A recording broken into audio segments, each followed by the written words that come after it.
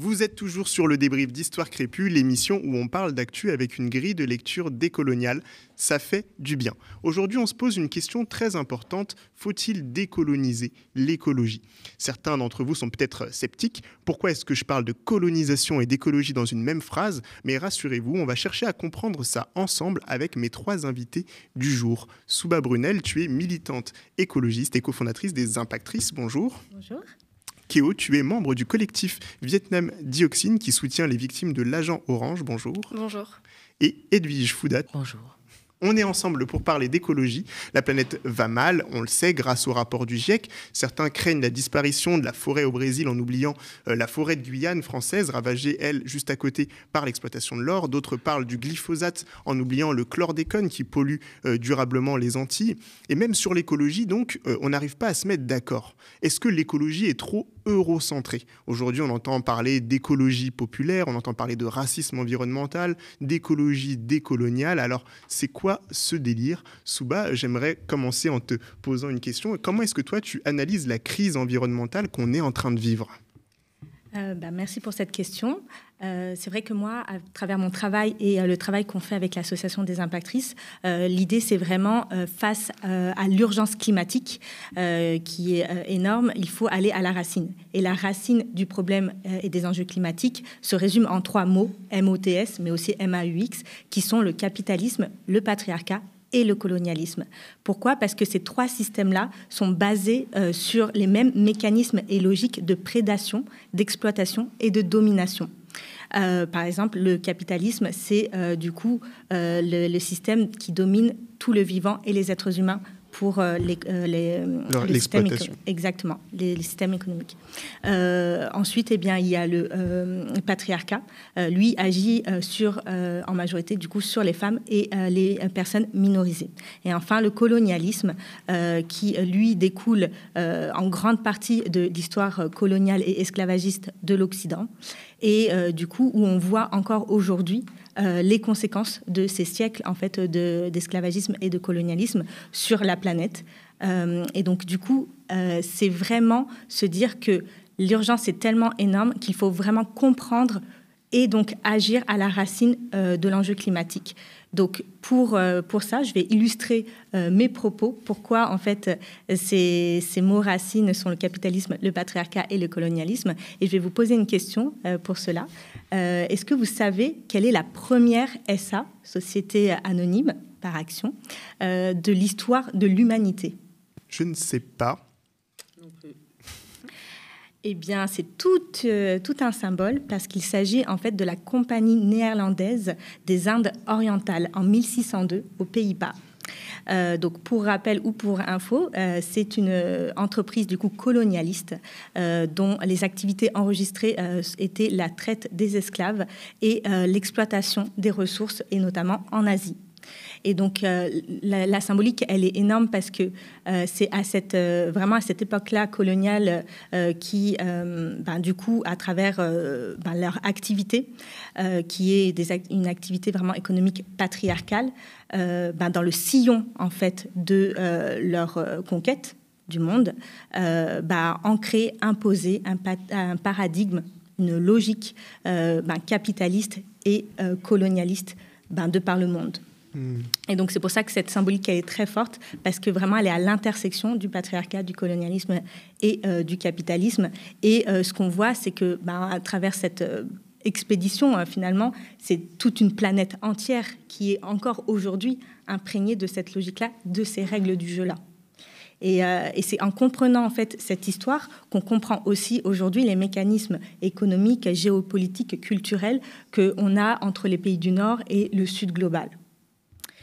Et donc, du coup, là, il est vraiment très intéressant de se dire que l'écologie décoloniale ou avoir une approche décoloniale dans l'écologie et le mouvement climat est nécessaire et primordial parce qu'encore une fois, c'est agir à sa racine. Et pour trois raisons.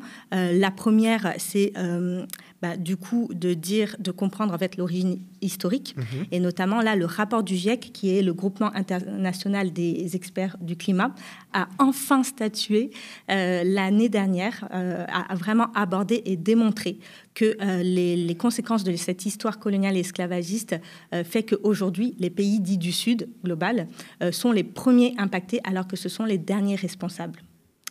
La deuxième raison, en fait, c'est le fait d'avoir une approche décoloniale dans l'écologie. Ça permet de vraiment comprendre qu'on reste dans ce continuum décolonial encore aujourd'hui.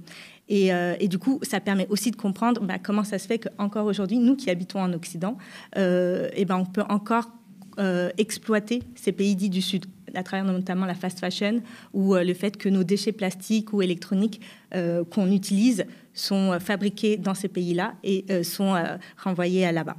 Et donc, et le troisième, et non pas des moindres, qui est que l'approche décoloniale permet d'avoir un regard du coup décentré et donc non pas eurocentré, et du coup ça permet vraiment d'être plus créatif, plus innovant, parce que on sort on ne se cantonne plus aux narrations, aux discours occidentales dominantes. Et il y a une notion, donc merci Djassoba pour cette explication de ce qu'on peut parler d'écologie décoloniale, de pourquoi on peut faire un lien entre l'histoire coloniale et l'histoire de l'écologie. Et j'ai envie de poser une question, il y a un autre terme qui revient aussi souvent, c'est le terme de racisme environnemental. Kyo, c'est un terme que vous utilisez beaucoup avec le collectif Vietnam Dioxine. Est-ce que tu peux nous expliquer ce que ça veut dire ? Oui, tout à fait. Alors, pour comprendre le cas de l'agent orange, le crime de l'agent orange dont on soutient les victimes aujourd'hui, on ne peut pas le comprendre sans l'expliquer à travers le prisme du racisme environnemental. Donc, le racisme environnemental, c'est lorsque c'est des situations où on voit que les personnes racisées dans nos sociétés sont beaucoup plus victimes d'inégalités écologiques et environnementales que des personnes blanches. Par exemple, ça va être l'accès à des ressources, à l'eau, à un air pur. Il y a William Hacker, notamment, qui est juriste, qui a fait un travail sur les lois anti-Digan et anti-Rom, notamment sur le positionnement des espaces d'accueil pour la catégorie administrative des gens du voyage. On voit que c'est toujours à côté des centres de traitement des déchets, que c'est à l'extérieur des villes. Il y a aussi le cas du chlordécone. Donc là, on est vraiment sur un cas de racisme environnemental où il y a le chlordécone qui est un herbicide qui a été utilisé alors que, en Martinique, alors qu'il avait été interdit sur l'Hexagone bien longtemps avant. Et donc encore, il y a des personnes qui souffrent de ce chlordécone qui provoque des cancers et d'autres maladies chimiques. Et pour revenir quand même au cas de l'agent orange qui est notre problématique. Alors, petit rappel historique, l'agent orange, c'est une arme chimique qui a été utilisée par les États-Unis pendant la guerre du Vietnam. Donc la guerre du Vietnam, c'est 1965-1975, mais les épandages d'agents orange, c'est entre 1961 et 1971. L'agent orange, c'est un herbicide, mais donc, qui est censé détruire la jungle, la forêt. Pourquoi ? Parce que on sait que l'armée américaine a eu beaucoup de difficultés avec les résistants vietnamiens qui utilisaient en fait leur forêt pour se défendre. Donc pour réussir à détruire cette défense, ils ont utilisé cet herbicide. Et dedans, dans l'agent orange, ce qui est toxique, c'est la dioxine. Sauf que la dioxine, il y a des études qui ont été faites dans les années 2000 par l'Université de Columbia qui montrent qu'il suffit de 80 grammes purs de dioxine dans l'eau d'une ville type New York pour tuer 8 millions de personnes. Et pendant la guerre du Vietnam, c'est 366 kilos de dioxine qui ont été déversés à travers l'agent orange. Donc on voit bien que les États-Unis n'ont pas hésité à utiliser cette arme chimique, sachant qu'ils allaient tuer, finalement, ils savaient qu'ils allaient détruire la forêt, mais ils savaient qu'ils allaient tuer aussi forcément les militaires, les résistants vietnamiens, mais aussi les civils. On sait que 80% des victimes de la guerre du Vietnam, ce sont des civils. Ils n'ont pas hésité à utiliser cette arme chimique, sachant très bien qu'elle allait être toxique pour le Vietnam, mais sur plusieurs décennies, parce qu'ils avaient toutes les recherches. On sait que les ouvriers qui travaillaient dans ces usines de production d'agents orange développaient des maladies. Donc on voit que c'est des États comme les États-Unis qui n'hésitent pas à tout détruire, à détruire les corps, à détruire des corps pour des générations, puisque la dioxine, on sait maintenant que ça se transmet. On est à la 3e, 4e génération de personnes qui naissent avec des malformations, des membres en moins, de la cécité. Je ne parle même pas des fausses couches, des enfants qui naissent en bas âge. Donc voilà, il y a le racisme environnemental, il s'exprime là-dessus. On est à une telle déshumanisation des êtres humains parce que, en fait, pourquoi ils ont été prêts à faire ça? Parce que le Vietnam, ancienne colonie française, les Vietnamiens ont été déshumanisés, ont été perçus dans les théories raciales comme des sous-êtres, et donc on n'hésite pas à tout détruire, à détruire leur environnement. Et même maintenant, on voit qu'il y a un racisme environnemental qui persiste dans le traitement de ces victimes. En fait, les vétérans américains qui ont participé aux épandages de l'agent orange, ils ont développé des maladies et du coup, ils ont demandé réparation aux États-Unis et ils ont eu 180 millions d'euros des fabricants de l'agent orange, dont Bayer Monsanto, de Chemical, Hercule. Donc, par contre, il n'y a pas de traces juridiques qui montrent que ces entreprises sont responsables. Les Vietnamiens de l'association des victimes vietnamiennes de l'agent orange, en voyant ça, sont allés aux États-Unis et ont essayé aussi de porter plainte. Mais on leur a dit non, c'est pas possible. Ils ont été déboutés. Donc on voit que selon qui vous êtes, on voit que vous n'avez pas la même reconnaissance. Et il y a Trantonia en France qui a la possibilité de continuer quand même de réussir à mettre ces firmes comme responsables. Mais cette fois-ci, c'est en France, au tribunal d'Evry, elle a porté plainte. Et la prochaine étape, c'est à la Cour d'appel de Paris le 7 mai 2024. Merci beaucoup pour ce rappel sur le racisme environnemental et sur aussi l'histoire du Vietnam, une histoire coloniale, encore une fois, même si on se rappelle souvent de la partie américaine de la guerre du Vietnam. En fait, c'est d'abord une guerre qui commence, une guerre d'indépendance en fait, des Vietnamiens contre le pouvoir colonial français. Et là, on a parlé beaucoup d'histoire, on a parlé beaucoup de concepts théoriques, mais on a aussi, l'écologie, c'est avant tout un rapport à la terre, à la pratique. Toi, Edwige Fouda, donc tu travailles plutôt justement ce rapport direct à la terre, concret, en région parisienne, en milieu urbain. Donc, est-ce que tu peux nous raconter un peu ce que tu fais ? C'est ça. Donc, je travaille dans un projet associatif qui a 8 ans d'existence déjà, qui est situé en Île-de-France, dans notre belle banlieue, à Montmagny, dans le 95, et qui est voisin de villes de la Seine-Saint-Denis comme Stein, Pierrefitte et Saint-Denis aussi d'ailleurs. On travaille sur des thématiques sur l'écologie sociale, le développement durable et l'éducation populaire. On accueille tout public et ces publics travaillent avec nous au quotidien pour les animaux. On fait la ferme a 3 volets principaux qui sont un refuge pour animaux abandonnés ou maltraités. Donc, ils peuvent être remis à l'adoption ou finir leurs vieux jours avec nous quand ce sont des animaux qui sont âgés et malades. On accueille aussi tout public pour faire des visites guidées, donc du scolaire, de la maternelle, des associations, des maisons de quartier, des centres sociaux. Et puis, on fait de l'insertion. Donc, on accompagne des publics, notamment des personnes sous main de justice et des personnes en situation de handicap.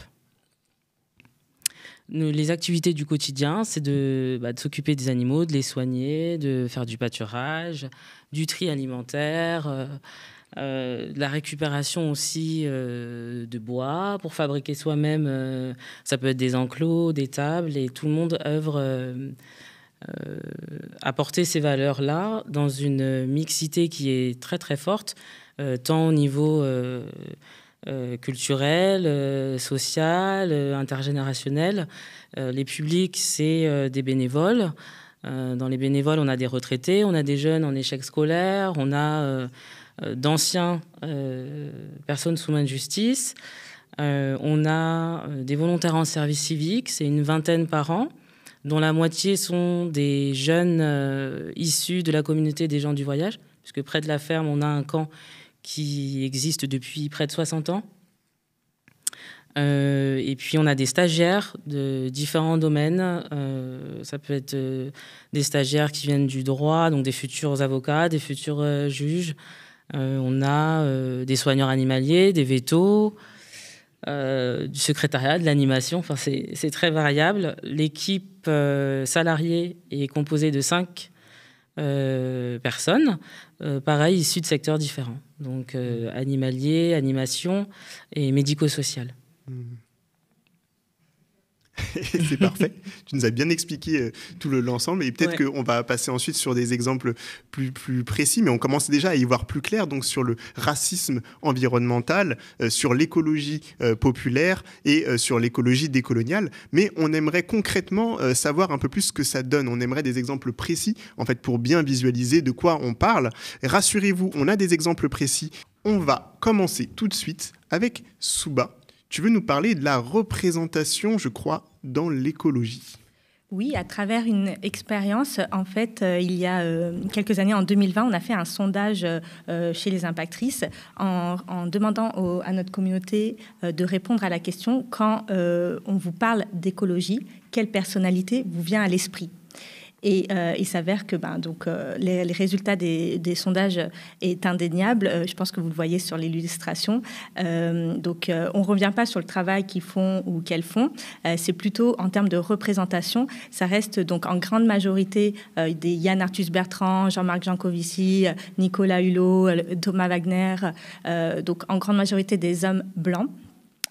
Privilégiés en ville et donc du coup qui occupent aujourd'hui la place médiatique. Et il s'avère que même là, l'année dernière, il y a eu le Top Voice LinkedIn en 2022, donc les experts un peu du climat.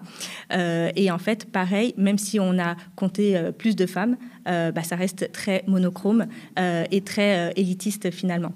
Et donc du coup... on s'est vraiment posé la question, et c'est aussi tout l'ambition des impactrices, c'est comment ça se fait que dans ces tables de décision, dans ces tables de solutions, dans ces tables médiatiques, donc celles qui créent des solutions, celles qui créent des discours, il y a aussi peu de diversité. Et en fait, le danger aussi de cela, c'est que les solutions et les discours proposés sont excluantes en fait de la majeure partie de la population. Par exemple, je prends l'exemple de l'avion. On nous culpabilise souvent de prendre l'avion et donc il faut respecter les 2 tonnes, et puis il y a vraiment beaucoup de discours dessus. Il y a une activiste qui est en train de faire toute une pétition pour taxer le kérosène. Mais alors si on revient avec une approche décoloniale, donc en effet ça complexifie la narration, mais au moins ça inclut d'autres personnes. Avec une approche décoloniale, on se dit moi par exemple ma famille elle est en Inde, et c'est une histoire coloniale, notre histoire coloniale franco-indienne qui fait que moi je suis née ici et que ma famille est à des milliers de kilomètres. Donc comment mes parents font pour aller dans la terre de leurs racines, ou nous pour voir notre famille sans prendre l'avion, ou si c'est taxé, payer 4 000 € ou 2 000 € un billet d'avion, c'est trop cher pour nous. Et puis même il y a un enjeu de classe, de justice sociale. L'avion, on sait encore aujourd'hui que c'est moins cher parfois, même trop souvent, que le train. Donc les personnes de classe moins aisée vont prendre l'avion, vont avantager l'avion. Donc en fait, ça complexifie en effet la narration, mais c'est important en fait de comprendre l'autre majorité de la population, et notamment avec le prisme classe, genre, race, puisque si vous vous rappelez, pour revenir à la racine du défi climat, qui est capitalisme, colonialisme, patriarcat, du coup la seule solution qu'on peut répondre face à ces mots racines, ce n'est qu'une réponse écologiste, féministe et décoloniale. Et donc, du coup, face à ce manque de représentation, en fait, l'ambition des impactrices, c'est de ramener plus de femmes, plus de diversité. Pourquoi aussi à l'intersection de ces systèmes capitalistes, colonialisme et patriarcal qui créent l'urgence climatique, eh bien, il y a les premières personnes qui sont impactées. On n'est pas tous et toutes impactés de la même façon. On l'a vu du coup lors de la première partie où je disais que les pays du Sud sont les premiers impactés. Mais même en France, en fait, les femmes, par exemple, elles ont de 5 à 14 fois plus de risques de mourir face à un désastre climatique. Les personnes racisées, par exemple, lors de la canicule en 2003, le département le plus pauvre, qui est le 93, et où aussi les personnes racisées sont surreprésentées, il y a eu 160% de taux de mortalité dans cette zone-là lors de la canicule. Donc on voit que, en fait, on est tous dans le même bateau, mais il y en a qui se noient et il y en a qui ont encore leur bouée de sauvetage aussi. Donc voilà, l'idée pour les impactrices, c'est donc de ramener plus de diversité de voix, et notamment notre mantra, c'est première personne impactée, première personne écoutée. Et si possible, vraiment, première personne financée, s'il vous plaît. Donc, du coup, parce que nous, on est convaincus que c'est ces premières personnes-là qui ont les solutions, qui sont porteuses des solutions, puisqu'elles gèrent ces enjeux-là au quotidien. Et du coup, je reprends le projet que Edwige a décrit. C'est les personnes, les publics qu'elle a dans son écosystème qui sont les premières personnes impactées. Et donc, l'idée, c'est de mettre plus de justice sociale, même mettre la justice sociale au centre de l'écologie et du mouvement climat, en portant la voix de ces premières personnes concernées. Et pour ça, en fait, il faut que cette approche soit en effet écoféministe et décoloniale. Et donc pour ça, pour avoir des actions concrètes, par exemple au sein des impactrices, on a un média et un festival, parce que pour comprendre tous ces sujets-là, il faut informer, sensibiliser. Et donc à travers notre média et festival, on sensibilise le grand public. On a des outils et des formations sur ces sujets-là pour du coup empouvoirer ces premières personnes, et notamment nous on se concentre sur les femmes, mais tout le monde est le bienvenu, et des outils comme là on va lancer l'année prochaine la co-création de la fresque de l'écoféminisme, aussi pour comprendre et démocratiser aussi ces termes-là, et donc on l'a co-créé avec Climate. Et donc, en fait, tout ça, ces outils, ce média, ce festival, c'est vraiment pour œuvrer tous et toutes ensemble pour un mouvement qui soit plus juste, plus inclusif et donc plus innovant. Et enfin, je terminerai vraiment par notre mantra qui est si nous ne sommes pas aux tables de décision, si nous ne sommes pas aux tables de solutions, même de discours, si nous ne sommes pas à ces tables-là, donc du coup, nous serons au menu.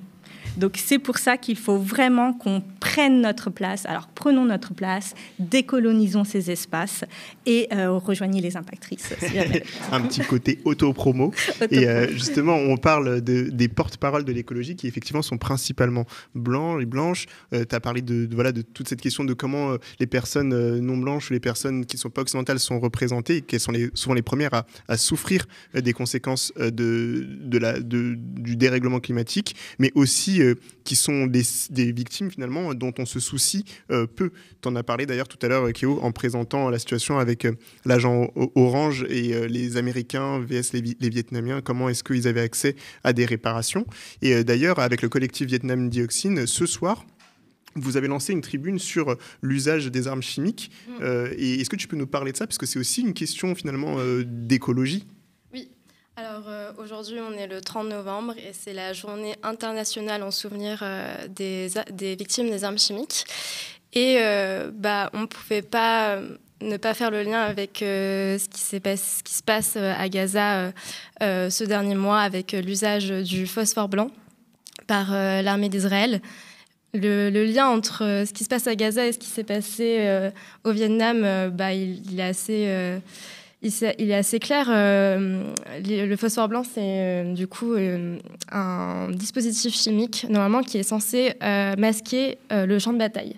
Sauf que son usage est totalement dévoyé et on l'utilise, l'armée israélienne l'utilise directement sur les populations, notamment à Gaza où il y a une très forte densité de population. Donc en fait, le phosphore peut vous brûler jusqu'à l'os et du coup, vous pouvez être en situation de handicap ou tout simplement mourir.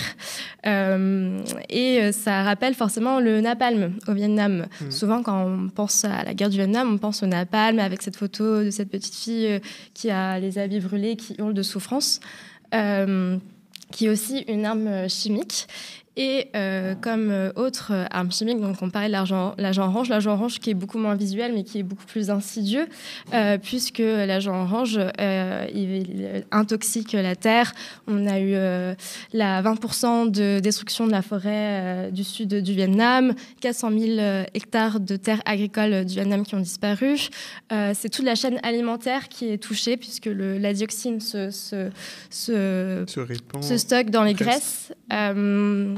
Et pareil, à Gaza, en Palestine, on est avec des États qui ont les moyens de produire des armes de destruction massive face à des populations qui sont totalement démunies. Pareil, l'agent orange, c'était un herbicide, mais on l'utilise pour tuer directement. Pareil aussi, les États restent impunis. Israël avait déjà utilisé le phosphore blanc avant, il y a quelques années, et les responsables n'ont pas été sanctionnés. Pareil, l'État américain ni les entreprises comme Monsanto Bayer Monsanto n'ont été sanctionnés pour ce qu'ils ont fait. Mais il y a encore... Dans le cas de l'agent orange. Dans le cas de l'agent orange, pardon. Donc forcément, il y a des liens à faire. Trantonia, qui est franco-vietnamienne et qui va sur ses 82 ans, elle a sa famille qui a résisté contre l'Empire français, elle a résisté contre les États-Unis, elle a été touchée directement par l'agent orange, elle a perdu sa petite fille de 1 an, Viet Thai, à cause de malformations.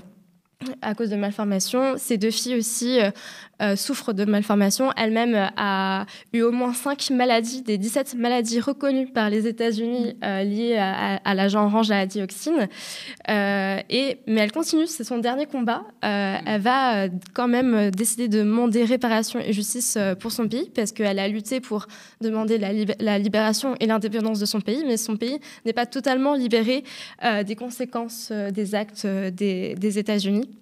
Donc, au tribunal d'Evry, elle a porté plainte, elle a tenté un procès en 2014. Et en 2021, le tribunal d'Evry s'est déclaré incompétent. Il a mis en avant l'immunité juridictionnelle des entreprises en disant que finalement, elle ne répondait seulement que à une demande de l'État d'effort de guerre. Sauf que c'est faux. On sait qu'il y a eu un appel d'offres et que Bayer Monsanto ont répondu et qu'ils ont choisi de vendre ses armes. Et donc, Trantonia, son combat face à ces entreprises, c'est un combat décolonial, c'est un combat anti-impérialiste.